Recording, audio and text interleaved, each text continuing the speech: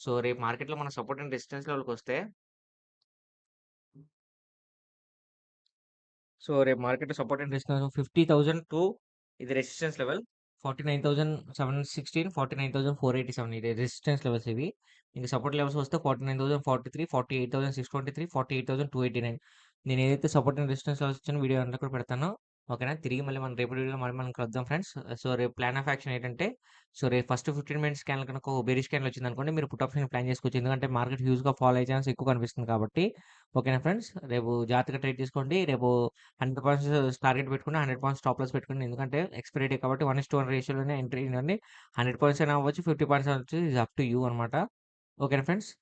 తిరిగి మళ్ళీ మనం రే తిరిగి మళ్ళీ రేపటి వీడియోలో మళ్ళీ మనం కలుద్దాం. నా వీడియో కనుక నచ్చితే వీడియోని లైక్ చేసి ఛానెల్‌ని సబ్స్క్రైబ్ చేసుకోండి. Thanks for watching.